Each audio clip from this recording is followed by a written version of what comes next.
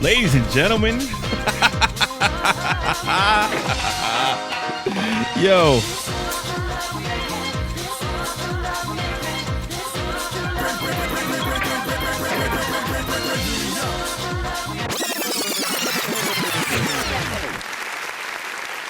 What up?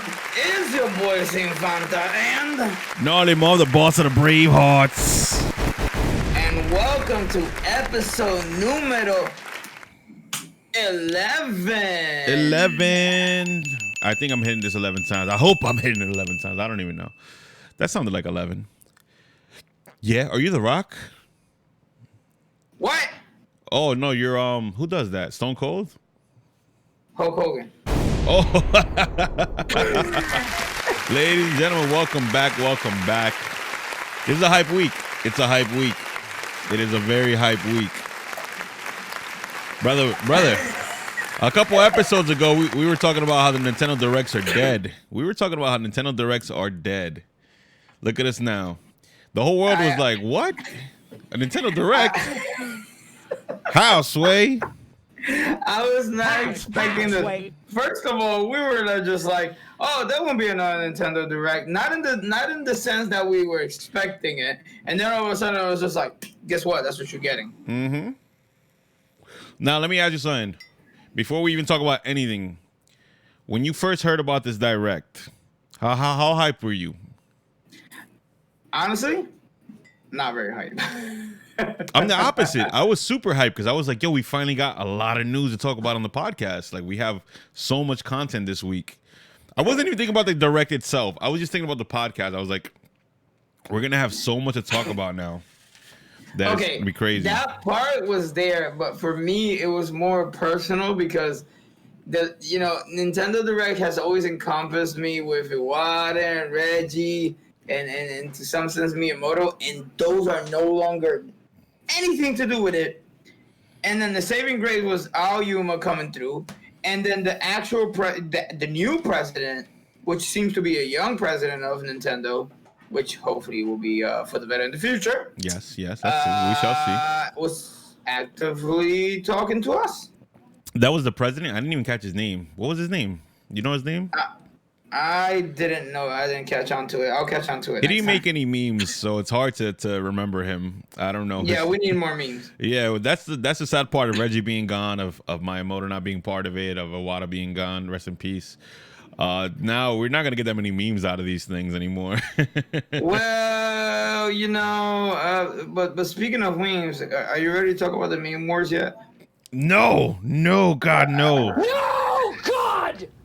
Okay. No, right, God, please, no! No! All right, one time. No! Yeah. No! You don't want to talk about the atrocity that was Metroid Other M? You know what I want to talk about, though? No, hell no, I don't want to talk about Other M. I do want to talk about the games we've been playing this week, but before we do that, everybody, make sure you subscribe to us on Apple. Make sure that you write us a review. Make sure you follow us on Spotify, whatever's your preferred platform to listen to us on. Even if you're watching on YouTube, make sure you subscribe on YouTube. Write a comment, share, like, love, subscribe. Subscribe to survive because the end is nigh. Listen, guys, please. I've been hearing some, complaints about YouTube algorithm or whatever. Look, type in Mask and Patch Podcast. You will find us. We are actively just starting on YouTube.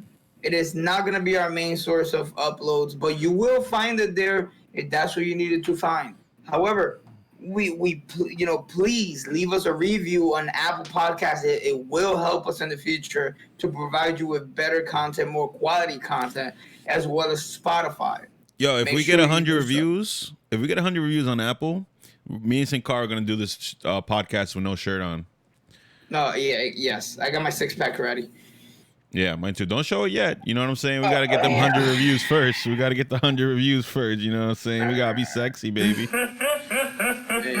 But yeah, Sin, talk to me. What you been playing this week, brother? What games you been playing? Oh, my goodness. Listen to me. Okay. So, I was playing a little bit of Dead by Daylight, and then I was just turned off, right? for reasons that You turned off. life. And then all of a sudden, Super Mario 3D World was dropped on my lap by the fandom, and I was humbled by that. Yeah, And so, thank you to the fandom. Thank you, the Sin City crowd, Sin City crew, Sin Nation coming the through. Sin Nation. And they I gotta be honest with you, Bowser has never looked so furious in my life. I was shocked. I'm sitting here, playing the game as I said prior, and okay, Big Bowser, oh, scary, and his design is nice. And I was making the mistake of not leaving the audio on. All of a sudden, I turn on the audio, and it just made it 1,000 times better because it's just this hardcore, like, death metal type-ish song, just like, I gotta hear this. Yeah, it's really good. I gotta Google this song. I want to hear. I want to maybe add it to my playlist for my stream.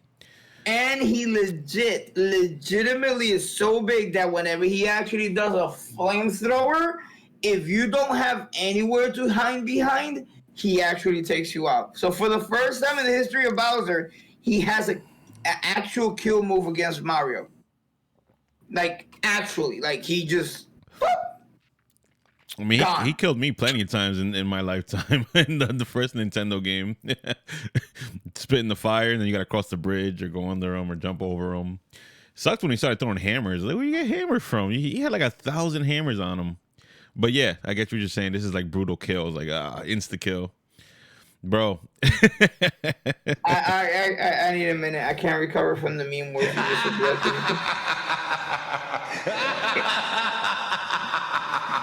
And so I was playing that, and then something that we'll talk about later on got revealed, and I was like, I gotta play some Smash Bros.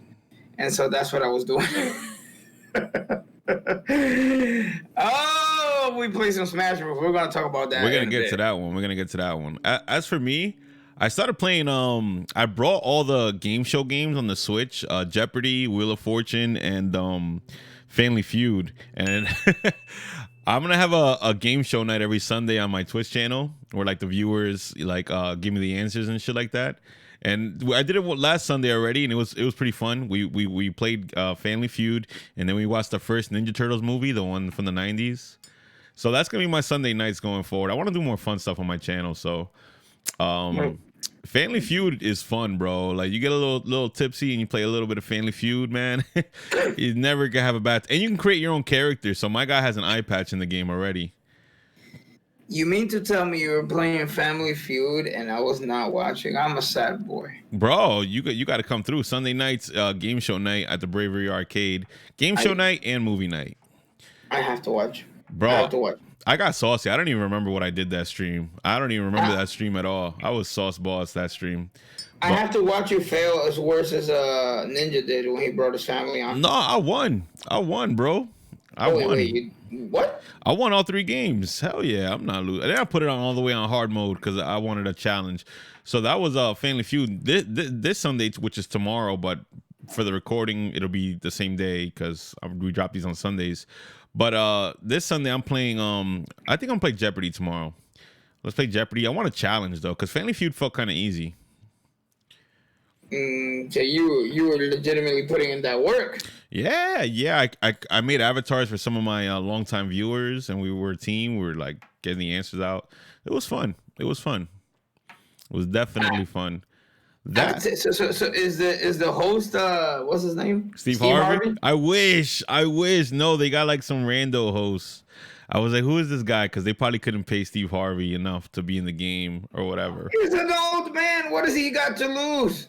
I don't know, man. I don't know. But it would have been cool if they had Steve Harvey. It would have been more fun. Or Bob Barker. Bob Barker's the original, I think. That's his name. With thick ass mustache. Yeah. Yeah, bro. But other than Family Feud, I was playing Street Fighter 3 Third Strike yesterday. I was having a retro night. We played retro fighting games, and I was just playing the arcade mode, seeing how many tries it took me to beat the final boss. Gil is still a son of a bitch on that thing, man. He resurrects. If he has his super meter full and you kill him, he'll just come back to life and with full life. And I was like, damn, this is a nightmare, but this is fun to watch. It's fun to see people struggle with this guy. So that was fun. Would you be down to do some Left 4 Dead 2 sometime in the future? I don't think I have a system to play it on. What consoles is that on? You can play it on your laptop, PC. It's not that you don't need anything strong. Oh, okay. Yeah. I'll be down for that. You wanna co-stream that? Yeah, let's do it. Yeah, let's make it happen. Where man, teamwork makes the dream work. Teamwork definitely makes the dream work. But that's it for me, man. That's it. That's most of what I played this week. Not a lot, but lots of fun though. Let us know in the comment sections on YouTube and everywhere else. What you got on our social medias? What do you want us to play? Playing. Yeah. What do you want us to play, man? We play a whole bunch of stuff. But the Mortal Kombat trailer dropped, bro. I just saw it. I'm not gonna lie. when the first two movies back in the day dropped, because I was a little kid, I was like, Mortal Kombat. And now all of a sudden, I'm looking at it with skepticism, but it legitimately looked decent. Yeah. And I was just waiting for the moment where Scorpion said the iconic line, "Get over here!" And I was just like, he said it.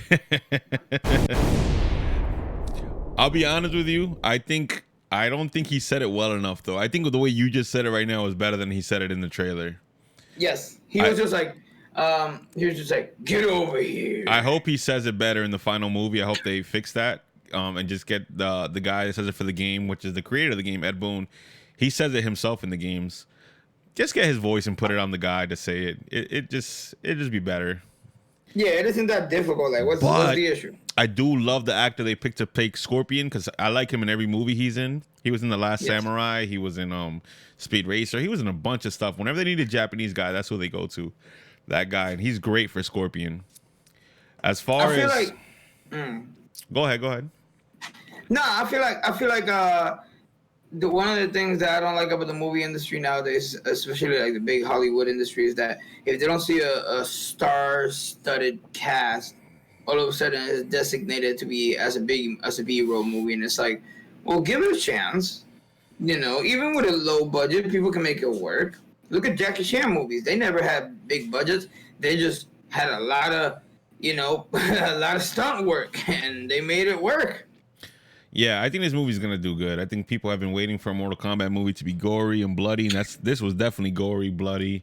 It was fatalities everywhere. Kano was like fatality and flawless victory. The Kano actor is good. Goro's in there. Goro, Goro was there. Yeah, he's CGI now, so he could look better. We're gonna see how the rest. They only showed him for like 3 seconds, but. Speaking of redone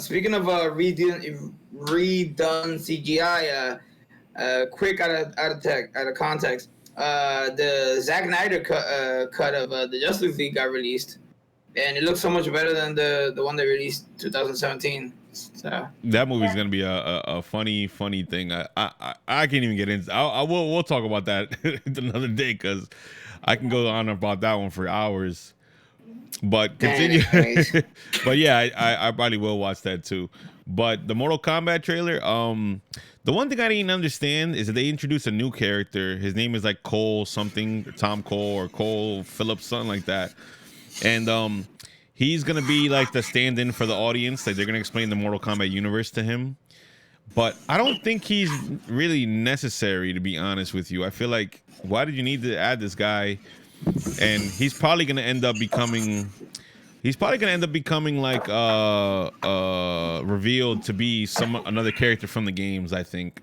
But we're gonna see. Why, man? I didn't notice that. You serious? I didn't notice it either at first. At first I thought he was Liu Kang because I was like, oh, he's a Chinese character. I guess he's gonna end up being Liu Kang. But then he was like, yo, this is my tattoo, and it's a tattoo of a dragon. And I was like, that's not, oh no, he was like, this is my birthmark. And they were like, that's not a birthmark. That's an invitation. You were chosen. Like, you didn't need to add that. That's kind of corny, bro. What are you doing? It's okay. Mortal Kombat's corny sometimes. So, all right, I give him that one. I let him slide on that one. Where's my that makes sense? Oh my god. Yeah, that makes sense. Man, Yeah, I'm hurting. I'll let that one slide. I still think I like the actors. I like Jax. I like Sub-Zero. I like Yeah. Scorpion. I didn't get to see Sonya too much like close up, but I mean she looks all right from what I saw. So far, Right. so good. I'll say that, and I really did like the trailer. So I'll just say, Yeah. I'm what's the word? I'm anticipating it, but like mildly anticipating it. Yeah, I'm excited. Cautiously because, optimistic. Yeah, well, I'm excited just simply because it's been such a long time, and I was hoping that they do it, justice, be it Netflix or whatever, just somewhere. I think it's HBO now. It's coming at HBO now. Yeah. So, there were. I don't remember what other movie. Oh, no. They're turning One Piece into a series, and I would want them to do that, but that's a anime that it's a video game, but whatever. That's another thing that I'm worried about. Anyways. Into a live action series? Huh? Live action series, you mean? Yes. Yeah. Live action series, yeah. Okay. That could be interesting. We got to see. I mean, pirate stuff is kind of hard to film, so I wonder how they're going to pull that off. But Anyways. We'll see how that goes. We also got in news that Street Fighter is coming to Fortnite this week. The news dropped this week. I don't know if it's happening this week. All day yesterday, or was it the day before? I don't know. One of these days, all day, my Discord was like, yo, Street Fighter's coming to this thing. Watch, it's going to happen. It's going to happen. The rumors kept going. Twitter was going crazy with it. Then there finally was like a off-screen recording of it. It looks like Ryu and Chun-Li are fighting in their stage, and then a portal opens, and they go to the Fortnite world. And people were like, oh, now you can play with Ryu with a gun. And I was like, is that what it's going to be like? I thought it was like when you play with the hero characters or the characters from other worlds, like they don't get guns. I thought you play with their superpower. Like, Wolverine gets the claws. Yeah, that's what I'm hoping for. I'm hoping that legitimately Ryu and Chun-Li can tank and avoid hits. And I guess their exception would be that they can't build as well or something like that, or they can't build at all. Some trade-off, but have them still be the stable characters that they are. I wonder, because everything I saw was off screen. I don't know if there's an official trailer yet. I wonder, because from what I saw, it looks like maybe if Chun-Li and Ryu run into each other on the stage, they get teleported to a 1v1 sides to the fighting game, like they fight like with Street Fighter buttons and everything. So I wonder if that's gonna happen. Either way, Fortnite is getting up there with their crossovers. It's like Smash Bros levels now. Of course not in quality, but as far as like franchises, they're just like bring it all, like get everything from everywhere, whatever's popular, bring it to Fortnite. How did do you remember? Have you even known? I don't know. Do you remember how Thanos translated into it? No, I never play with Thanos. I never played with none of the special guest characters. I played Fortnite. It was like a season of my life, like 3 months. I was just fucking around with it, not playing it seriously, like just walking around and doing funny stuff. But I never got to play with any of the special guests or anything like that. I wasn't dropping bread for that. So okay. So then we gotta. Guys, leave a comment in our social media. So we need to figure this out. I have no clue. I don't know. I don't know what it's like when you play with a guest character or nothing like that. Yeah, but I have no clue. Shout out to Fortnite. This is how they're staying alive now. They're staying alive by the power of crossovers, which other games do it. It ain't by Ninja's apparently rapidly aging face, because geez, does he look like his marriage is already draining the life out of him. Yeah, man. I mean, that's what's keeping it alive, right? The crossovers, and yeah, man. I hope that it's not like, okay, after this season, all those characters are gonna be gone, and then they go on to whatever's new. They add Mortal Kombat next season or whatever like that. But big up to Epic Games. They're keeping it alive, man. Other games have came and went. Fall Guys kind of came and went. Apex is still out there, but I never hear anybody or see anybody really talking about it. Speaking of Fall Guys, it's coming to the Switch. We'll get there. Well, actually, that's actually coming next. Actually, that's what we're gonna start off with. That actually, we're there already. What am I talking about? What we're there already. All right, so let's talk about this Nintendo Direct. And we got the news of Smash Bros reveal first, but we're gonna skip that and save that for last because I guess we have a lot to talk about with that. So let's go right into the first game that kind of stood out to me because there's so many games at this thing that we couldn't talk about all of them. We'll be here forever. But let's start with Fall Guys. Fall Guys coming to Switch. I think this is great news for Switch owners. I think PlayStation owners have already kind of gotten their fill of it. I don't know how many people are still playing it on PlayStation or PC. But yeah, I think it's gonna have a second win now that it's on Smash. What do you think? You getting Fall Guys? I won't be getting Fall Guys. It never appealed to me. Walking around like a bean and just doing these little mini games. And apparently, it's the RNG is worse than Mario Kart. It's just like, no, that's not my thing. Like, it's fun though. I already get enough rage from Mario Kart RNG.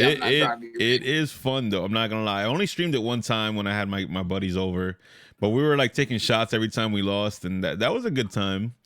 I definitely wouldn't play it regularly, but shout out to Fall Guys. That's a good get. It's a nice way to. It was probably one of the highlights for a lot of people during the Direct. So shout out to that. Next game that stood out to me was Famicom Detective Club. Do you know about these games? No, I don't. Not at all. So the only reason I knew about these games was because in Smash Melee, they had a trophy of a girl holding like a briefcase and there's like papers flying out. And when you read her bio, it says that she's from a game called Famicom Detective Club. And it's a Japan only game where it's like a mystery. You got to solve it. I guess it's kind of like Phoenix Wright or like one of those Tall Tale games where it's more like of a story instead of like gameplay. So not a big thing for me. I never played games like that ever, but I would be interested in playing them, but I just never got around to them. But it's definitely something good for the Switch. I think handheld gameplay, riding the train and playing like a little mystery novel on your consoles sounds like a great idea. So I'm with it. And it's 2 games. The names are weird. I think it's called The Girl Behind Who Was Behind or something like that. Let me look up the name so I can just give you this. The names are definitely weird. Let me see. The girl who stands behind. The Girl Who Stands Behind. That's just what it's called. You can pre-order it now. It's $34.99. That's one of the games. The Girl Who Stands Behind. Like what? How, Sway? I mean, she can. Let me see what's the name of the other one. She can stand in front of me, but behind me. Yeah, they're remakes. These are remakes of the NES games too. So. If you ever wanted to play some of these mystery novel games, then here's your chance. What's the name of the other game? Oh, The Missing Heir. So Famicom Detective Club, The Missing Heir, and Famicom Detective Club, The Girl Who Stands Behind. The Missing Heir is a decent title, I guess. I don't know. They're kind of generic, but... You know what this reminds me of? Like... I'm forgetting the full name of it, but there was this detective game back in the day for the DS that was called like Room 216 or something like that. Exactly. And that game was extremely well done. Hotel Dusk. Yes. And yes. I have not had a game be as good since. I don't think this is going to be as serious as that game. That game was kind of mature, and it had like a cool art style. This looks a little more like for teenagers. They're in high school and stuff. It's like a high school detective club, kind of like Scooby-Doo, but anime. Yeah, I think it's gonna be along those lines. The ears, Yeah. But shout out to anybody who likes these mystery novel type of games because we don't get them often, and at least not in the United States. Usually it's like Japan only. Hotel Dusk is one that stands out, and there was another one on DS where it's a girl. She had like blue hair on the cover for DS, and I forgot what it was called. I don't know. Whatever. She's on like an island or something too, I think. Anyway, if it comes to me, I'll say it later. If Sin looks like he knows what I'm talking about. You know what I'm talking about? Do. It was missing or something like that. I don't know. Somebody in the chat say it. Somebody in the well, we're not live. Somebody in the comments, drop a comment if you know what game we're talking about. Anyway, next game that stood out to me was Legend of Mana. Have you played the Mana series ever? Yes. The Mana series is a definitely a legacy franchise from Square Enix. One of their most legendary franchises, probably like behind Final Fantasy, Saga Frontier, and a whole bunch of other ones. But Mana, those games are pretty legendary. I remember Secret of Mana for the SNES was the first game. Legend of Mana was the second one for the PlayStation. So this game is getting port to the Switch. I never played it on PlayStation, but I remember that just seeing the cover at game stores and looking at the artwork in the back, I was like, wow, this game looks amazing. It's like amazing 2D art, very colorful, very vibrant, and a unique fighting system. Sorry. If you ever played the Mana games, it's like sometimes you have to wait between attacks because you have like a stamina bar. This one, apparently, which I haven't played, I might be wrong. From the looks of it, it's more of a fighting game where you kind of just go all out in fights. You don't have to wait up for your stamina to build up to do attacks. So it's a little more action heavy from what I've heard. But it's also a little more open world, I guess. You do missions for people. Someone will correct me in the comments, but I'm eager to play it. This is definitely a buy for me. I would say this one is definitely a buy for me. I want to experience it.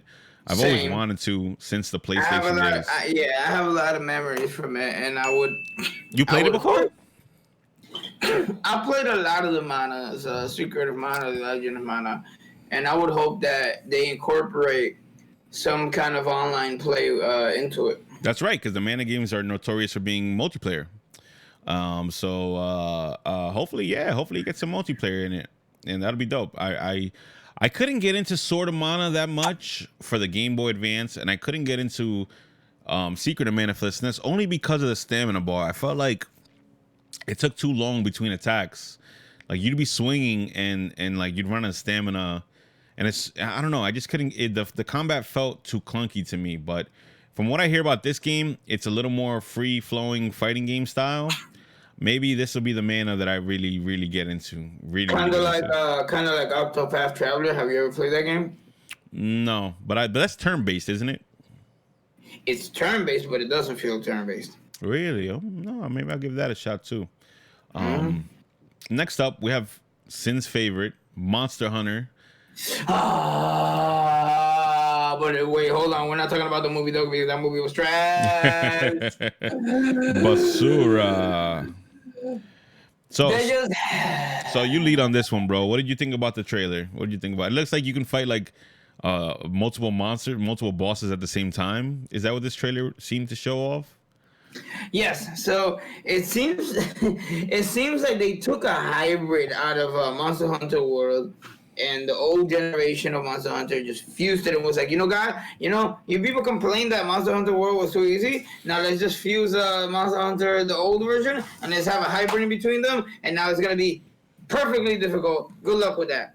And I don't think that's exactly how it's going to play out. But, just the mechanic with the whole, using the insects to glide around and using the dog, doggo to get around, and it's an open world on a Switch. Like, how is the Switch doing it? I have no clue. All these things, they got me in a tizzy. And Capcom forced Nintendo, after 18 years of using the 1998 Windows online system, to finally switch up their servers and use a more modern system. Oh, so Capcom was the one that pushed Nintendo to do that? Yes. Wow. So now, moving forward, hopefully Smash Bros. And all the other games will have better online because of this game. Hopefully. Yeah. I don't like to get my hopes up too high, but yeah, that's awesome. Yeah, they just legitimately were like, oh, okay, guys, we can't use this old code, and you guys better freaking have something up your sleeves, or we're gonna put this on the other console. And they were like, wait, no, yeah, we definitely do. We got you. So, what do you think? What did you think about the trailer? Did they show anything new that kind of stood out to you? I only saw the new part being that you could fight multiple bosses at the same time. But could you do that before, or that's completely new?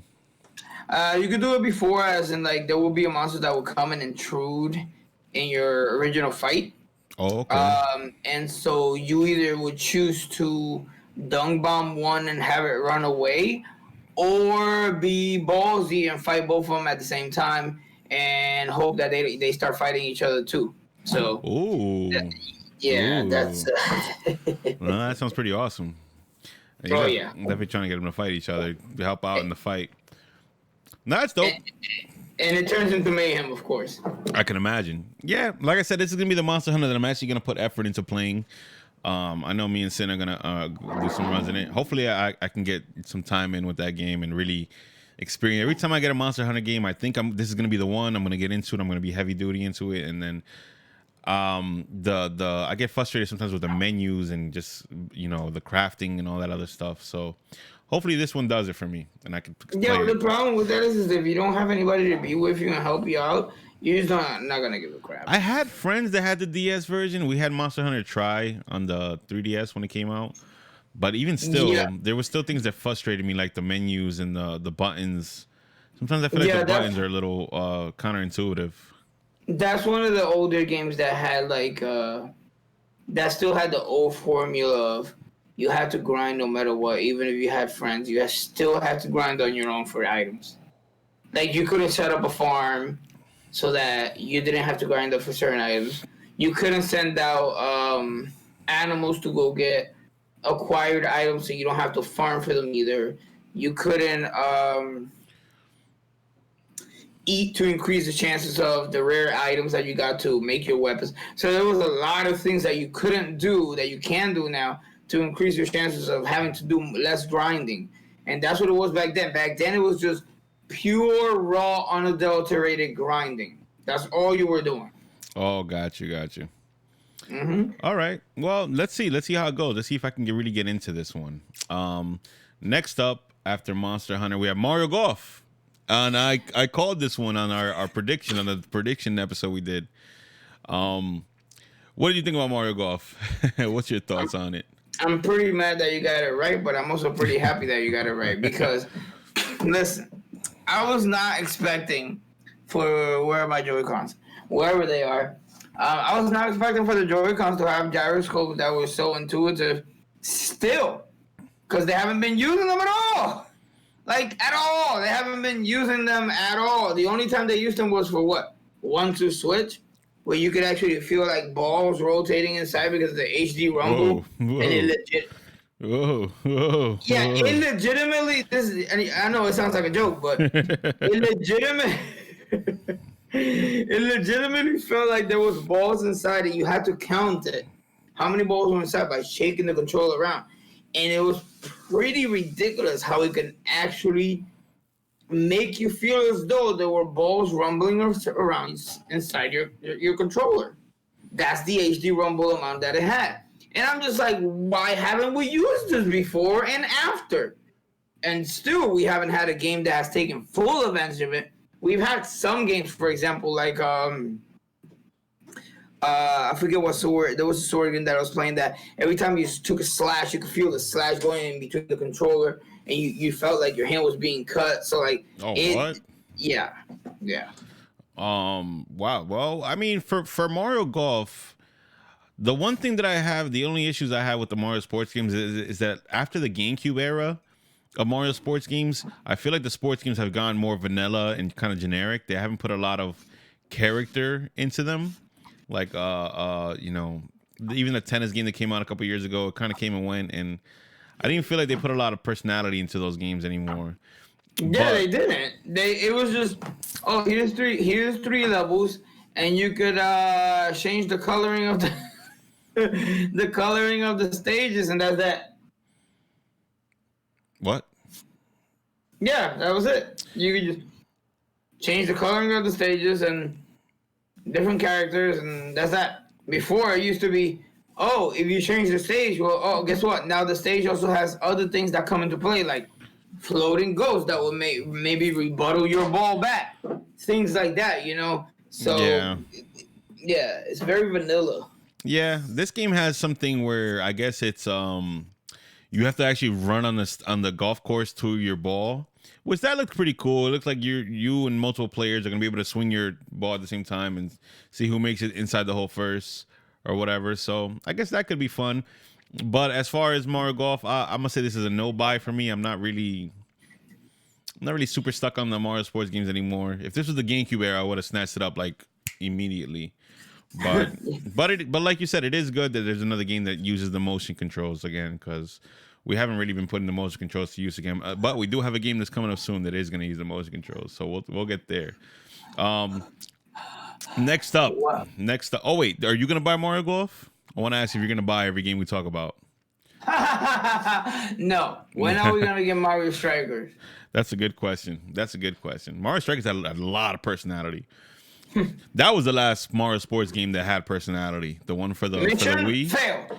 The one for the Wii had a lot of personality. Okay. Yes. Okay, so let's go next. Next up, we have a comeback series, which I never thought would ever come back, and not even that it's a game that I would want, but I'm just like, what? Who wants this game? Stubbs the Zombie was a Xbox, OG Xbox, the big black box with the X on top of it. Stubbs the Zombie was like a weird game. You play as a zombie, you infect people. I don't know what, but this is like the most bizarre situation of like, let's bring back an old game, because that game's not necessarily revered as a classic or a cult classic, or it wasn't even a big seller for the original Xbox. But it's coming to the Switch, and I'm like, oh, okay. You mildly got my attention just by it being so bizarre, just to hear about it at a Nintendo Direct. I don't know what the gameplay mostly consists of. I think you infect other people too, like you get other people to be zombies, and maybe you have to turn the whole crowd into a zombie, but that's how you win in each stage or something like that. I don't know a lot about the game. I just remember going into game stores, seeing it on the shelf in every game store, and never seeing anyone ever buy it. I worked at 3 game stores as a kid, and every store had it on the shelf, and no one ever bought that game. So what's on discount? I don't even know. I'll tell you what, though. This is a game I probably would buy out of curiosity to see what the fuck it was about, but it gotta cost less than $20 for me to buy it. It's an old Xbox game. The graphics don't even look that good. Yeah, let me get that game for like $15 and I'll buy it, and I'll give you guys an honest review on it. What about Oddworld? If you would have ever seen that game back in the day, would you have bought it? I had Oddworld for PlayStation, but I didn't pay for it myself. Of course, I was a little kid. But Oddworld, because it was for PlayStation and because they had the demos, a lot of people played Oddworld through the demo, and they got acquainted with the franchise. I never played Stubbs on the demo or anything like that. They still had demos around the Xbox era, but I never got to play it. I just always saw it on shelves, and that's the most of my history with the game. Yeah, I have no clue what this game is about. I'd be interested, yeah. It's like you look like a homeless guy, but he's a zombie, and you infect other people from the looks of it. But when you get a chance, look it up. It's so weird that this particular game is coming back. So is the premise to just infect people around you? Yo, I don't even know, dude. I'm only talking about this game because as a kid, I remember we're just walking in game stores and seeing it on every shelf. Like, who made this game and who did they make it for? That's all I used to think about. So the question is, who at Nintendo higher ups were like, all right, guys, you remember this like 20-year-old game from back in the day? Let's get the. I don't think it has nothing to do with Nintendo. I think maybe the creator of the game wanted it to come back because, you know, on the original Xbox there wasn't a big crowd like for weird games. There was a lot of like shooter crowd on the original Xbox. There was a lot of like Western RPG crowds on the original Xbox, but not a lot of weird zombie games. This is like Grabbed by the Ghoulies, kind of weird. Grab by the Ghoulies. Yeah, this game is kind of like Grabbed by the Ghoulies in that it's a weird Xbox game. So Ghost and Goblins Recollection is coming for the Switch. That too. Even though I'm not too happy with how that one looks either. I like the way the gameplay looks. Why is it so weird? Yeah, I don't. It has like a pop-up book look to it, which I'm not a fan of. I wish it would have just been like 2D sprites, like pixelated maybe. But I don't know. I'm here and there with that game. I expected a little more, but I guess it is what it is. You know, We'll see. it's one for the eShop. You know, at like $20. But Well, we'll see. we'll see. Right? Yeah, we'll see. We'll see. Next up, we have No More Heroes 3, which, if you know me, you know I'm a huge No More Heroes fan. I love No More Heroes to the earth and back. I mean, to the sun and back. And I'm a little bit scared for this game. I mean, the trailer they showed at the direct looked really bad. Like graphically, it looked really bad. It looks almost worse than part 1 and 2 that came out 10 years ago or more, 15 years ago. Did they say that a release date? Yes, they did. They said it for August. Oh gosh, no way can it be ready. Hey, I mean, the game's been in development for like 3 years now. I hope the graphics get a little better, or I hope they just picked a bad trailer. That the trailer wasn't rendered well. I mean, it looks like it's not going to be as gory. I didn't see any blood in it, and No More Heroes is notorious for its bloodshed everywhere. It looks like the aliens you fight have spit out like some spray paint or something, or confetti when you kill them. It's like some splatter of paint or something like that. But I have high hopes. Suda51 always does weird stuff with his games. I'm still gonna buy it. This is definitely still a buy for me, but really bad trailer, really bad showing of it. The graphics looked really bad. And what about if the graphics were a bait and switch, kind of like what the Sonic movie did, where they faked having a bad CGI Sonic, and then they got all the publicity, and then Hey, listen, if you could do that with an entire game, well, then yeah, that'd be awesome. But I don't know, man. The game is not looking good. It's not looking good. So I'm kind of nervous for it, but I'm still gonna buy it. I brought almost every Suda51 game, every Grasshopper game. They make the weirdest games on planet Earth. So hopefully it turns out all right. Hopefully it's okay. The graphics have never been good in No More Heroes. Are you gonna be one of those CD Projekt Red games fans that are gonna be like, no, the game was Maybe. I don't know. I was really hyped for No More Heroes 3. I think the gameplay looks all right, but the graphics look bad, man. They had a close up of Travis's face. It was like, ooh, what happened? I like how people got all up in arms and CD Projekt Red bummed, and they're like just like trying to defend it so hard. I'm just like, I haven't heard nobody defend it. Maybe I don't cruise around Twitter that much, but I'm like, CD Projekt Red is what it is. I don't know. Bruh, let me put it to you straight. I have lost friends because they were defending it because they got a free company from the company. And then I invited them on the podcast to talk about it, and they were like, and I was like, well, you go do you, boo-boo. Sell your soul to the, let me not say the word. Well, next up, we have DC Superhero Girls Teen Power. Now, I'm going to say this is probably the worst game of the Direct. This is probably the low spot. The lowest spot of the Direct. When people saw this, they were like, what is this mobile game doing on the Switch? What are we doing here?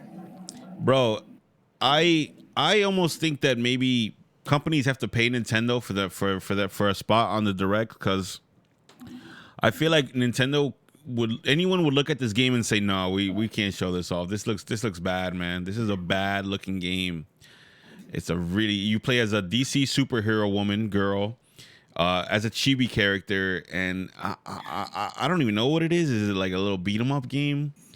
But keep this on the cell phones, man, or something, bro. This is the point of the Direct, because a lot of people did not like the Direct, and a lot of people point out to the games like this kind of game that, wow, like they were just showing off games that are going to be bad when they come out.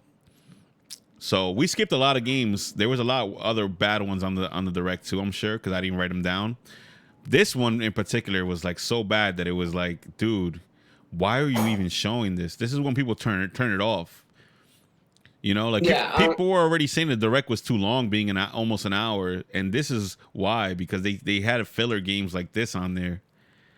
And they threw them in between. Like there was no need for them to throw something in between like that. They could have legitimately thrown a hype game, then throw some filler, and then throw another hype game. No, it was just like filler. I don't know, man. I don't know what's the thought process behind what game gets presented at the direct. Maybe because this has the DC branding on it, so you get Supergirl, you get Batgirl, you get Wonder Woman. That maybe the thought process is show it off because that's a popular IP, the DC stuff. But this is definitely a lot of people's low point in the direct, and where many people started saying like, "All right, get to the good shit now." Yeah. So this is definitely a no buy. And then they went from that to Metopia. And then they went to Metopia. What's funny? For me, Metopia was the highlight of the direct. Not because it's a game I want to play, but they showed off this guy, this like evil wizard guy named Dark Lord Stan. And the minute you see his face, he's just a meat character, but like with monstrous features on him. And it just was the funniest thing ever. I was dying when I saw that. I was dead. I paused it. I was like, wow, this is incredible. I feel like it might be a good game just because it's based on you. Yeah, I mean it's a game where you make me's. I mean this is for like the little kiddie crowd that wants to play with the little me characters. So I'm not knocking this game. It's not something I would play, but this is the kind of stuff that Nintendo makes. Like this is their bread and butter, kiddie stuff. So this is fine. I'm totally. I don't have no problem with it being in a direct. Nintendo makes kid games, and I'm not gonna sit there and say, hey, where's all the freaking Silent Hill games? You know what I mean? But definitely it was funny though. This was a funny trailer, and that's the only meme I pulled out of it. Like the Dark Lord Stan has appeared or whatever. But what the heck is Triangle Strategy? Triangle Strategy is another Square Enix game, and this is why I told you last week that I think Square Enix does like the Switch a lot, but I don't know why we don't get Kingdom Hearts on it. But Triangle Strategy is I guess it's based off the Octopath Traveler engine because it has the same graphical look to it, but I don't think it's the same universe or same characters. But it's more of like Final Fantasy Tactics / Tactics Ogre style. It's like grid-based turn-based combat.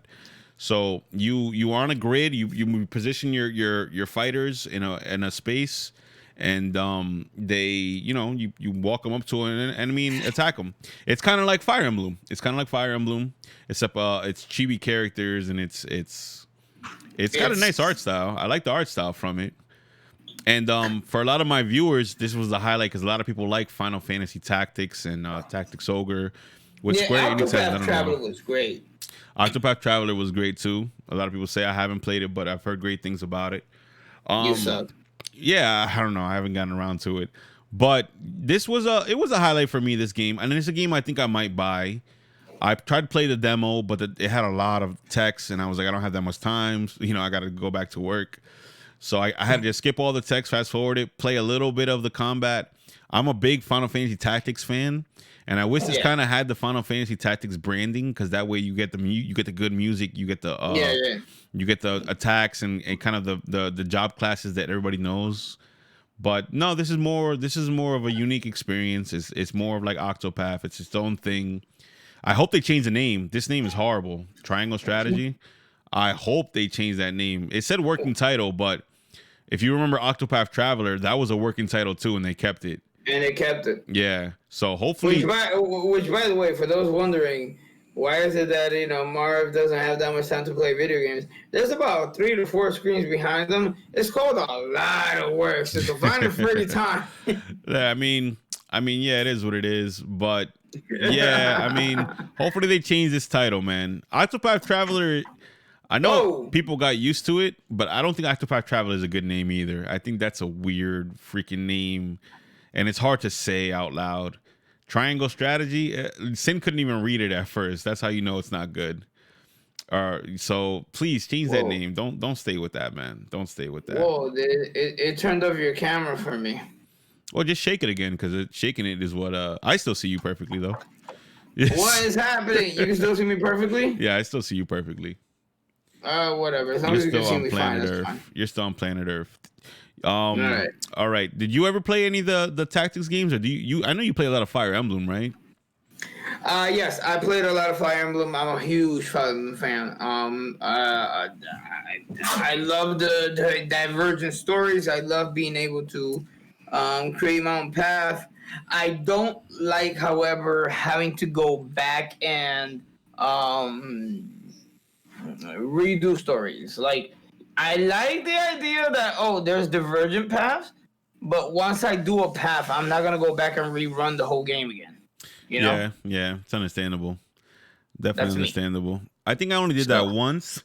I did that once with I think it was called the Sacred Stones on the Game Boy. I had the Game Boy Fire Emblem, and you could either play with the brother or the sister. And I played with the brother first, beat it with the brother, tried to play it with the sister, but then my file got deleted, and I was like, I'm not doing this again.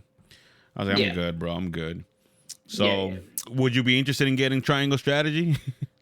I would be interested just to see if it's anything like Octopath, at least in the story term, strategy and the strategy term. But that's about it. Yeah, I hear what you're saying. Um, All right. Well, next up, we got Star Wars Hunters, which didn't show any gameplay whatsoever. This is another low point in the thing. But from what I gather, just from the trailer, it looks like it's going to be Fortnite, but for Star Wars characters. That's what it looks like. It's a multiplayer. Yeah. Competitive multiplayer. It looks like it's going to be a battle royale, like Star Wars thing, or hero shooter, like Overwatch, but with Star Wars characters. It seems like Lucasfilms have just gave up on making good games, and we're just like... Well, remember, LucasArts, when they closed it down. Right now, EA is making the Star Wars games.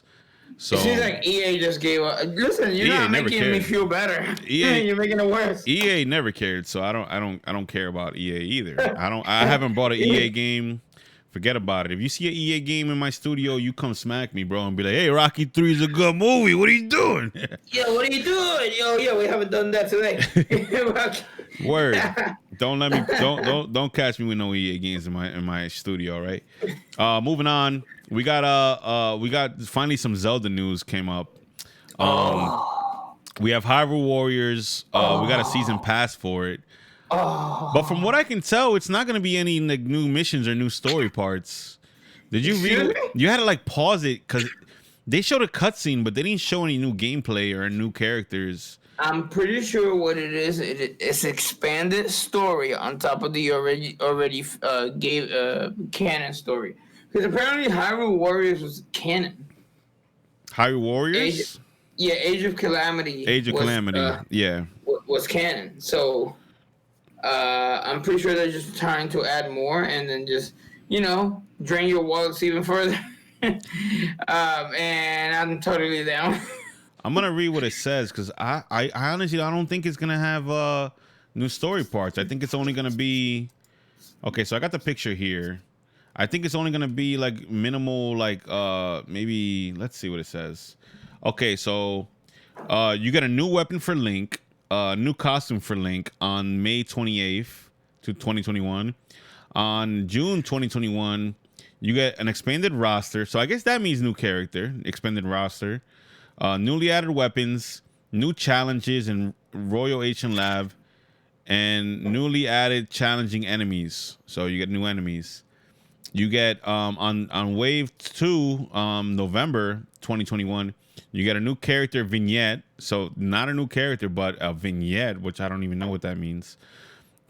You get a new stage, expanded roster, so I guess that means new character, and new battle skills for existing characters, and that's $20 for a year. Vignette. And if you saw the trailer, they really flew past this. Like they showed the screen, and you had to pause it to kind of read what the expansion was gonna be. So, like I said, I don't think that's gonna include story stuff, bro. I think it's gonna be new costumes, a new character, and new weapons and challenges. Like I don't like that. Yeah, it looks kind of bad. But what they were saying was the Age of Calamity is a contained story, and it happens before Breath of the Wild, and that adding to it would be difficult because you don't want to screw up the story or the timeline of what happens afterwards to it too much. So I don't know if that's really the case. I haven't played Age of Calamity. I don't know too much about it. But that is what it is, I guess. So sadly, we got no Breath of the Wild 2 news. He said that The game's going fine. It's still in development, but no Breath of the Wild. So we both were wrong because I think we both said we were gonna get something, right? Dude, we were wrong about so much stuff. We were wrong about freaking Metroid Prime. We Yeah. were wrong about Breath of the Wild too. If it would have been We our were- direct, it would have been the best direct ever, though, right? If we had done it, it would have been it would have been the bomb. Yeah, we were totally wrong. I was expecting more. I was expecting, like I said, a Zelda HD collection, but instead, what we got was Skyward Sword HD only. Play me the sad music. Who can say where the wind? Oh man, that just sucked. Yes, So hard. no Breath of the Wild 2 trailer, and Skyward Sword HD by itself, no collection. Right, like it's a solo game, $60. I think that's for why we're not getting a HD collection. remake. I think we're not getting a collection because of that, because you could sell each one of those games for $60 still. They're still pretty big and good games. No, you're not convincing me of that. It's a $60 game that has been dated. It is dated from the Wii U era. You can bring that crap down to freaking $40 and it'll be passable. Maybe it'll be cost $40. Did they say the price? I don't think they said the price. No, it's $60. I already checked. Yeah, damn, that sucks. Nope, Hopefully I'm they not paying add to it. 60 I bucks for that. mean, yo, the thing is, they didn't say too much. I mean, they went into the controls, which was everybody's question. How are you gonna make Skyward Sword work on the Switch? They went to the And controls. It's gonna work. Yeah. Wii Motion Yeah. Plus is gonna work the same way. And when you're playing on a controller, you use the analog stick, which is what I thought. The only way you could do it is with the analog stick. But then you have no camera control then when you're walking around, so that's kind of suck. You're gonna have to hit the L button just to put the camera behind you every time. So that's gonna make it feel very dated when you're playing it, man. That's gonna feel like, oh damn, Yeah, I can't move the camera. I mean, I don't mind it because the camera control was decent in terms of the sword fighting. In terms You're of sword targeting fighting, when you're sword fighting. You're targeting. You hit the target button and then you just swing the controller. and it felt great. You know, you just like, oh yeah, I get to swing this way, that way, and the shield breaks this way, that way. But other than that, When you're exploring, that's the problem. When you're Yes. exploring, that's the Yeah. problem. You want to look up or down. I think you have to go in the first person view in that game a lot. And there's Yes. there's filler. There's a lot of filler in that game. There's parts where you can't use your weapons and you have to hide from these ghosts or whatever they are, and you got to pick up the fruits or something like that. And there's no towns in Skyward Sword either, man. Skyward Yeah. Sword is the only Zelda game with no exploration. You just walk down a linear path the whole time. And that just like, oh man, it makes it feel like, damn, I don't even want to, I think there's only like 3 sections too. Like there's like a volcano, there's a forest, and there's a desert, and that's it. The only one town is a town in the clouds, and that's where you do all your shopping and items and all that and stuff. then just a whole bunch of islands. Little islands with not that much stuff going on. I think there's like one other island that has like a bar that you could do side quests at. I didn't mind so much the setting because we understood it was near the beginning of the separation of the Earth between Hylia and Demise, but spoilers for those that haven't shut up. It's been ages. If you don't know the damn game by now, too bad. It's been. I understand it's the beginning, but dude, like, put more stuff. That's what I'm saying. I feel like for the Wii, I was like, you know what? For a motion control game, okay, it is what it is. There's no towns. You just go through it. I don't mind it too much. I did love the game a lot when it came out, but then on rethinking about it and really playing it at the end, you really do feel like, damn, I wish there was a little more going on with this game. Yeah, and then they just repackaged it as a Wii and Wii And then U, they're just gonna add game. it. They're just gonna add it to the Switch with nothing new but the controller, with the controls. So I hope. $60. I mean, we don't know yet. They probably could still have another direct where they explain, hey, we added a lot more stuff to the game. We simplified things like we did with Wind Waker. We gave Wind Waker, the red sail that goes faster. Maybe they're gonna add something like that to Skyward Sword. But it really needs more content. The game needs more content, and it needs to be. They gotta trim the fat on the game. There's a lot of fetch quests and that shit. Like towards the end, getting the Triforce pieces and Trim some of the fat on that game a lot, man.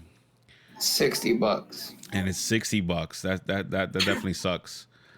Let's see how it Now goes, man. Let's see how it goes. It's tough. But rumor is that, and there's a lot of people on Twitter that are like saying, nope, guys, don't worry. We're still gonna get Wind Waker and Twilight Princess on the Switch 2 as well this year because it's the anniversary. They're gonna have an anniversary direct. That's the rumor right now. I hope that's true. But either way, if you are dropping all three, then why not make a collection then, man? Like I like how he's like, it's $60 and Breath of the Wild 2 is not gonna come out anytime soon. Please, forgive us. Please forgive us. Understand.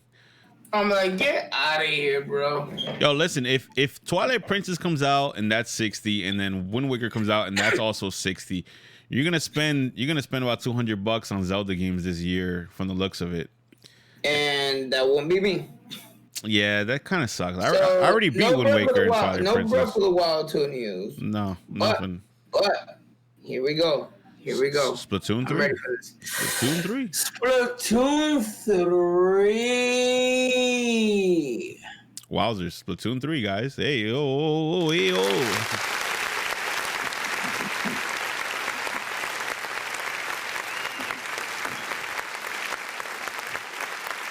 Let me tell you something. Some of you out there that are not Splatoon fans might not get it. I don't get it. But I'll be honest with you. Oh, you don't get it? I never really got into Splatoon. I don't hate those games, but I just don't get it. I don't get it. But okay. Explain it to me. I keep trying to explain to people that don't get Splatoon. Yeah. If you don't get the multiplayer, play the single player. The single player will actually be more fun to you than the multiplayer.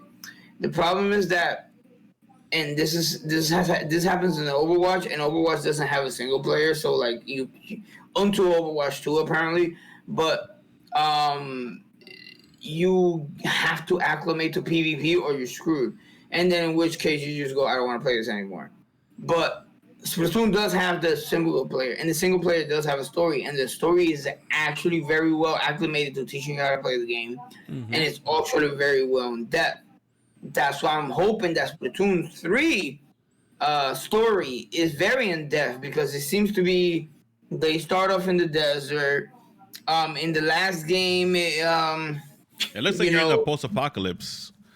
It looks like the world ended in that game from the trailer. Exactly, and it seems like the Octolings and the Squidlings might have the Inklings might have actually had like a truce or something, and like a war broke out, and so I'm super interested in what happened. And to those that don't get Splatoon, please, I welcome you to play the story mode before you do multiplayer. Multiplayer is not the best inviting place for you to go right away into. Yeah, I mean, I played a little bit of the single player, but what I couldn't get used to, is the I guess the rotation of, you gotta go back and get ink, you gotta keep going into the ground, you gotta spray and continue to collect spray, and then like you have to understand that your spray paint doesn't go that far because it's not a gun. Because even though you're playing a shooting game, Splatoon is kind of a shooting game. I felt like, damn, I feel like I gotta get really, really close to people to spray them. No, you're wrong about that. Yeah. So that means that you didn't play long enough. In the game, you have all kinds of guns like in Call of Duty. You have sniper rifles that can reach super far. You have assault rifles that can reach super far. Then you have the short machine guns that can reach short range but ink everywhere. Then you have the rollers, which are next to no range, but if you get hit by one up close, it's a one-shot deal. Then you have the ink buckets, which cover a wider range of that area and do heavy damage, but you're also susceptible to long range. You have the paintbrush, which make you move extremely fast, and you can do a ridiculous amount of damage up close. But that also means that medium range, like short machine guns, can just destroy you. So there's a lot of variety, and the concept usually involved in PvP, just in PvP, is about covering as much as you can of the ground with your ink as possible. And what you do that is by swimming through your own ink and recharging as you go along. You don't just dip, wait, and then go. No, you dip and recharge and keep going. And there's a lot of variety of weapons that you can use. And I understand that Splatoon 1 did not and was not welcoming at all. I completely understand. And even Splatoon 2 was still not welcoming. I feel like if they do it right with Splatoon 3, they would do it from the get-go. They would let you know, hey, you have a diversity of weapons you can use. Mm-hmm. Simple. That's just me. Okay, well, I mean, do you think that, because I've heard people saying that they don't understand why we got Splatoon 3, because Splatoon 2 is still doing really good. Splatoon 2 servers shut down in 2019, and They did? even though it's selling well, You can't play that online no more?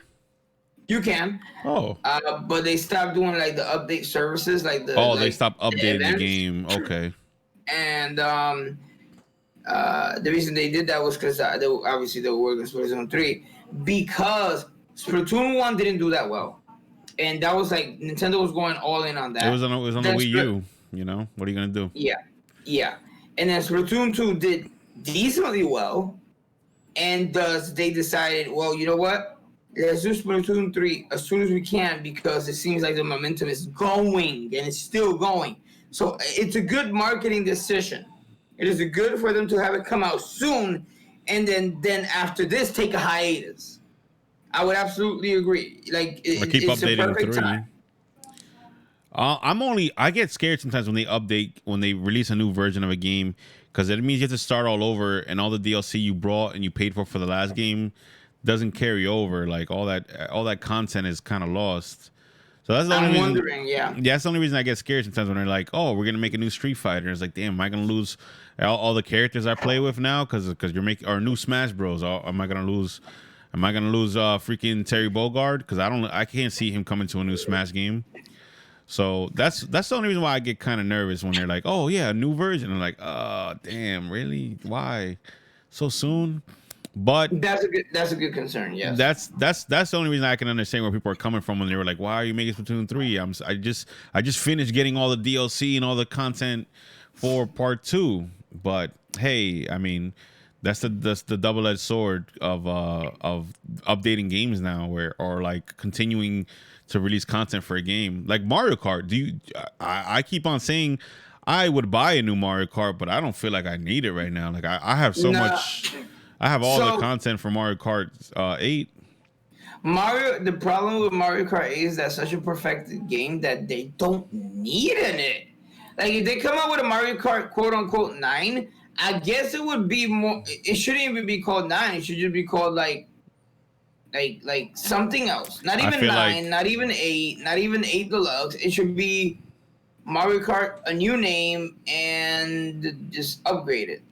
Because I feel like keep upgrading 8. I feel like just keep upgrading 8. Keep upgrading Smash Ultimate, because it's not gonna get better than Ultimate. I don't think there's no way they could do better. I mean, I'm lying. They always find a way. I say this a lot. I say there's no way, and then they find a way. Ultimate can get better other than mechanic changes. I don't know, man. They always find a way. I think they always will. But from where I'm standing now at this point in time, Mario Kart 9, I don't need it. I feel like just keep updating 8. Give me all new stages in 8. I'll keep paying for DLC. Just give it to me. I'm not paying $60 for a game that has less content than the previous game. Same thing with Smash. I got to pay $60 for a game that's going to have 30 characters when I already have a game that has 90 characters. It doesn't make sense. So I understand what the Splatoon 2 people are like, no, why are they making a new game? What the hell? I did so much grinding in Part 2. Now I got to go back to 0. Yeah, fair enough. So we'll see.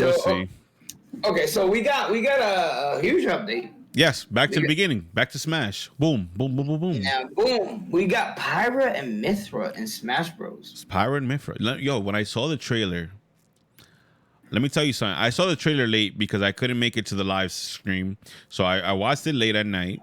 And I was skipping ahead. I was like, let me skip ahead a little bit, blah, blah, blah. Oh, it's just Xenoblade news? Oh, I don't care about Xenoblade. Let me skip ahead. Where's my cologne? Hold on, I gotta get ready for this. Yo. And then I saw that he kept asking her, where are you? And then she's like, I'm over here. Oh, and I was like, oh crap, this is a Smash reveal. They opened the direct with the Smash reveal, and she got the envelope, and it was like, oh my god, people are gonna be mad. Pyra and Mithra. The first thing I noticed about these characters is that their boobs are freaking humongous. Humongous. And I'm like, damn, so why they didn't let Mayan smash, and why they nerfed Samus's boobs if you're gonna have these these weapons of mass destruction flying around? What they did was to nullify how huge her boobs were. They just like covered them up with her original outfit that was meant to be before the patch, because like the original artist concept had both Mithra and Pyra with like just coverage. And then in Xenoblade Chronicles 2, they just took off the coverage, and you could obviously see like their breast is just barely hanging out, and like you can almost see the areola, the nipple, just like hi. So, what? I don't know. That was just the first thing I noticed on these characters. Other than that, they both look like good characters, even though they're one character, right? I know this is a big win for you. You're a huge Xenoblade fan. I've never played it before. It's my favorite game of all time. Yeah, so yeah, you mentioned that last week. That's right. So yeah, she's gonna be she's gonna be a secondary for me. She looks like she doesn't look busted, but she looks like she's gonna be troublesome for those that want to get combos in, because you can instantaneously switch from Rex to from Pyra to Mithra. And it has next to no end lag. And it actually has some invincibility frames in between. So you can just be Pyra and be like, all right, I'm switching to Mithra. Hi! So like, boy. Hey, I mean, when I thought of a Xenoblade character coming to Smash, I thought of the Rex kid. And I thought that Mithra and him were going to be together, like as one character, kind of like the Ice Climbers. Because in the game, they're tied together, right? Yes. And it's like, I was like, oh, all right, well, she's one character, and it looks like the dude's not gonna make it in with her. And I was like, whoa. Yeah, but they don't need to, because she's the Aegis, so she doesn't need a driver. She's a special case. Okay. I don't know the lore of the game, so I was just confused about that. So long story short, she doesn't need a driver, but she's so super strong. If we're gonna go by canonical levels, still in Smash Bros, Shulk is still the strongest character in the verse, and then after that, unfortunately, it is Pyra and Mithra. Then after that, it would be Kirby and Bayonetta and so on and so forth. But wait, what? Wait, what are we saying? Who's the strongest characters in Smash Bros or tier list? Yeah. Tier list? Yeah, like strongest, not as in tier list. As in like, you mean like story wise? Story wise? Story wise, if you compare their stories, yeah. I don't know. Sephiroth is up there, man. Sephiroth is probably at the top. Sephiroth wouldn't touch Shulk. Oh, I mean, I haven't played the game. I can't even argue that, but I will say I like her being in the game. We needed more females in the DLC thing. Yeah. She's hot, so why not? I mean, that's my opinion on most things. Oh, she's so freaking hot. And I still feel like, it's a tough call. That I know that people will be like, damn, another anime swordsman. Well, we got an anime swordswoman. She's an anime swordswoman. No, they're going. This is the thing, and I've had this argument for a bit now. People have been complaining about anime sword characters for a while. It's like, up until a point, the argument was valid because of Fire Emblem and the characters being similar. But then we developed differences. Marv behaves differently. Roy behaves differently. Chrom behaves differently. Lucina's an exception. Robin behaves differently. Byleth completely behaves differently. Corrin behaves differently. Cloud behaves differently. Sephiroth behaves differently. And now Pyra and Mithra completely behave differently. So it's like, it's a sword, but they attack completely differently. They do. I think it's more or less just the thought that this character made it in, and we already have a bunch of sword people, so it's like, why another one? I know both sides of the argument. Is would Mephra and Pyra have been my pick? No, I still think there's some classic characters that deserve to get in, and we still have 2 more spots open. Honestly, and I'll go back to our original statement that we made with the predictions. I wouldn't mind it have seen another Street Fighter character. I don't know. I don't know, because then it would have to have been Chun-Li, and it feels like. Ooh. It feels like we already have 2 reps from Street Fighter. I feel like maybe if it's gonna be another Capcom character, it should have been Dante, but then that's also another swordsman too, so it would have still been the same thing. What about a Mega Man character? I mean, who? Proto Man? Proto Man's gonna play kind of just the same. He could be a Echo fighter. What about Bayonetta has different characters. What about freaking a lot of those characters could be like Echo fighters though. I feel like even if you bring in what was I gonna say? Damn, who did you say? Bayonetta? If you bring in the girl with the blonde hair from Bayonetta? No, screw her. The gentleman that provided her with the weapons, he was also a brawler. He was a fighter. Yeah, I mean, I guess so. I just feel like there's more legendary characters that still are not there, like Crash and Spyro. Yeah, exactly. That's the immediate ones that we talked about. I think they're the ones that need to kind of Dante needs to get in. Dante and I don't think everybody needs a lot of reps from their games. Street Fighter, I think they have enough already too. Yeah. With just Ryu and Ken, this is the Street Fighter guys. The only reason I say Xenoblade deserves it is because I know in the future Nintendo's going to go even more deeper into Xenoblade lore, and whether anybody wants to admit it or not, Xenoblade lore has to be the best lore in the history of gaming right now. Wow. And I don't think anything can surpass it. For now. The lore, just the lore. The gameplay can be, the gameplay can be debated, and the voice acting can be debated, but the lore, it's untouched. There's so many times in that stupid game that me as a grown 30-year-old did not see things coming, and I'm just like, what?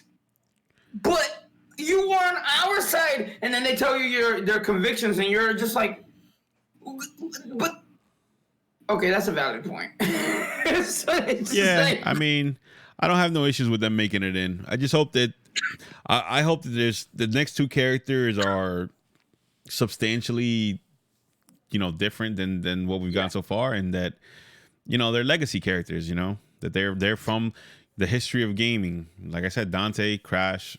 Freaking, I don't know. Somebody. I don't understand why Crash is still not in there. I don't understand why Spyro's still not in there.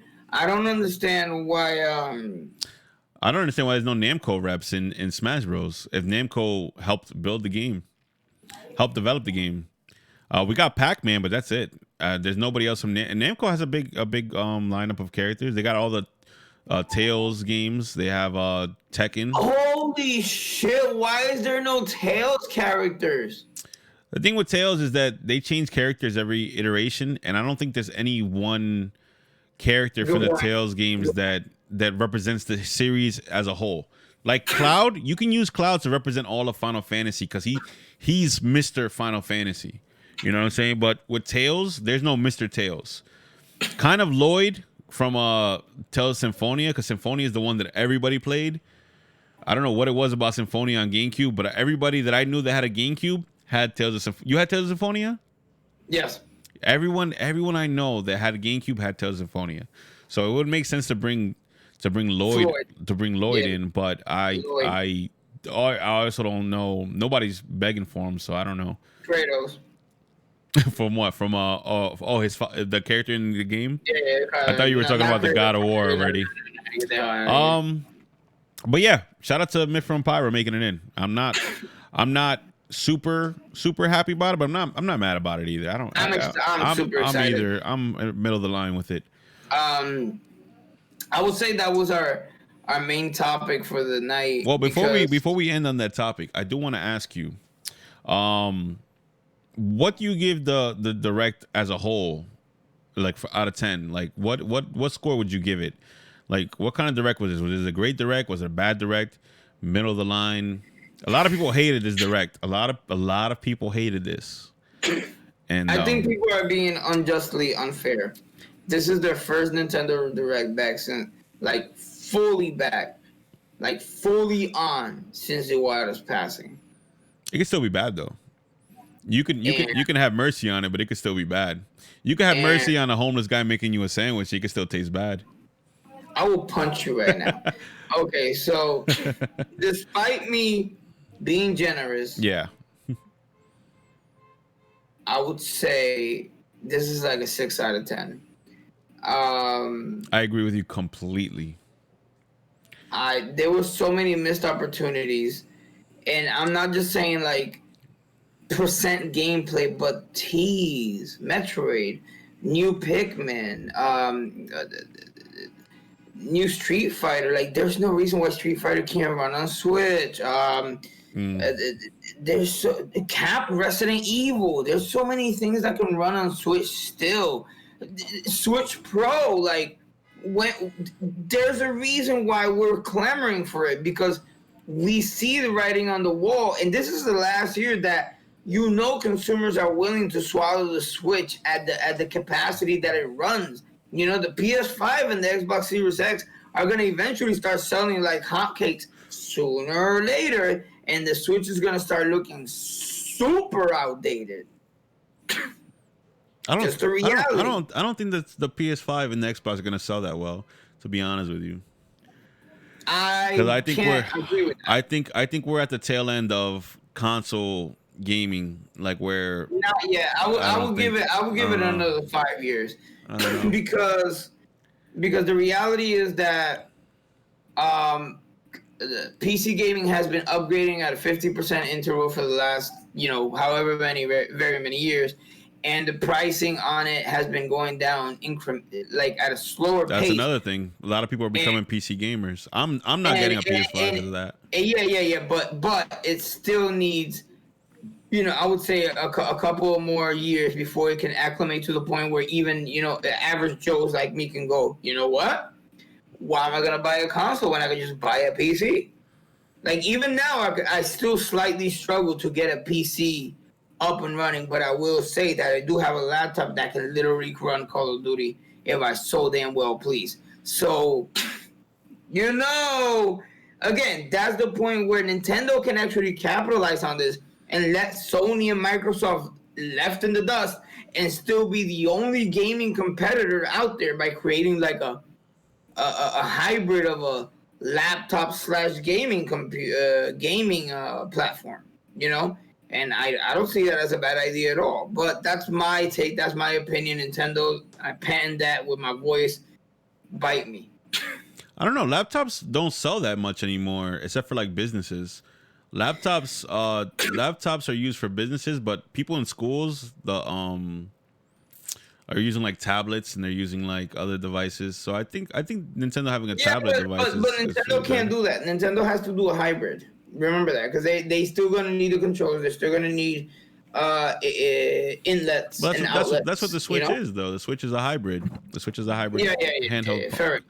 I do agree that it would be nice if they make a Switch Pro. I mean, but as far as maybe they just don't have it ready yet. Maybe the pandemic slowed them down, and that's why this Direct is a lot more watered down than what it would have been. But Directs have never been a 10 out of 10s. I think there's very few Directs that I've seen that I walked away from like, wow, this was an amazing freaking Direct, bro. Like, maybe not since the Reggie era. I was like, wow, blown away by what I saw. So, I mean, hey, they said that this Direct was to cover half of the year from January to, I think, No More Heroes all the way in August. So we still have the Christmas season, the fall and winter Direct, where that one could be, where's the blowout, like, hey, boom, this is everything that's coming out for the rest of the year. Here's your Breath of the Wild 2 trailer, here's your Metroid trailer, here's whatever else, here's a Switch Pro reveal. The Nintendo Switch got revealed in like September, I think. At a September presentation. So maybe in September we get the Switch Pro reveal. and then it comes out in 2022 around March, because that's when the Switch came out. It came out in March. Maybe we get that. So I mean, we do have to take account. The pandemic probably slowed some stuff down. You know, it's maybe not Nintendo, because I heard Nintendo actually talk recently that they said that the pandemic hasn't really affected them that much.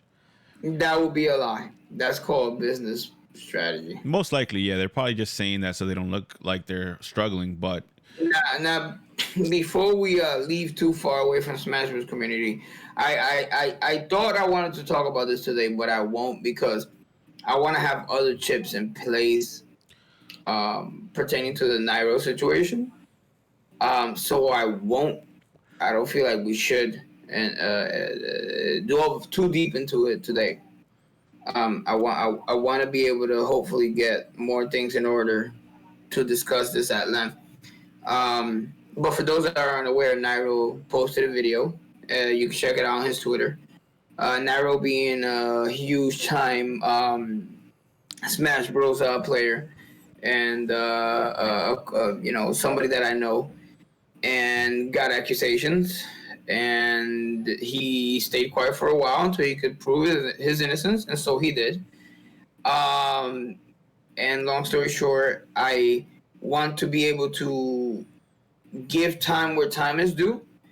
I was going to talk about it today, but I think it's too soon. So what I will say is people are too quick to jump the gun. Twitch shouldn't have banned Nairo when there's still other people that are still live on Twitch that shouldn't be live. I won't name no names. And hopefully in the future we can discuss this at length, but I won't do that here and now. Yeah. Anything you want to say to that? I don't know. I don't know the whole situation as well as you do. I know humans fuck up and they get stuck in bad situations, and I know that that a lot of the times it's guilty before proven innocent. And he's from Jersey. I got his back. I don't know. I got a little bias, you know what I'm saying? But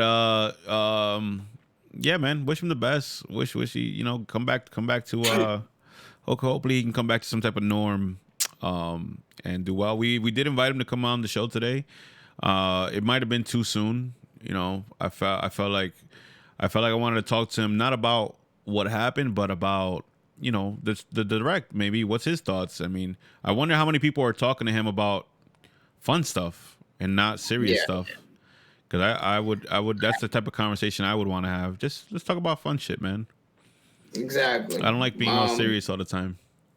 But with that being said, we have one more little quick announcement before we wrap it up. For those of you that are unaware, Nintendo had a little patch that came up for Animal Crossing, where you could have some Mario fun, and they added some. Yeah, they added some Mario stuff into your Animal Crossing thing, and I still can't believe that Animal Crossing is still selling as well as it is, and people are playing it even more actively now than ever. It's a good pandemic game. It's a good game to get locked in the house with. I mean that seriously too. I really think you feel like you're in another world when you play Animal Crossing. You feel like you're in your own world that you built yourself. You got neighbors, go over the house and stuff, So I think it's a good game. Well, before we wrap it up, guys, make sure, I forgot to say this in the beginning of the video, but make sure you check out Bravery Studios. If you want some quality content done right, Bravery up. With some podcast quality equipment, Bravery up. check out Bravery Studios.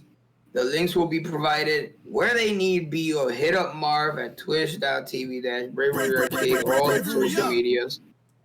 Please do so. Please understand. Please understand. Thank you, sir. Thank you, man. Thank you. And with that being said, I think we're at the end of the video. Now it's time for So Long. But we got time for just one more song. I didn't have the song ready this time. But yeah, man. Yeah, man, good session today. Feels good. Talked about a lot of stuff. Had a lot of news to go through. we wind down, thanks for you guys kicking with us, man. Remember, leave us a review on Apple. Give us 5 stars. Share the podcast.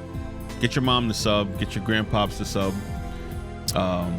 Leave comments. Do fun poses. Make memes out of us on Twitter. And let's get famous, guys. Come on, let's do it. What are we waiting for? What are you doing?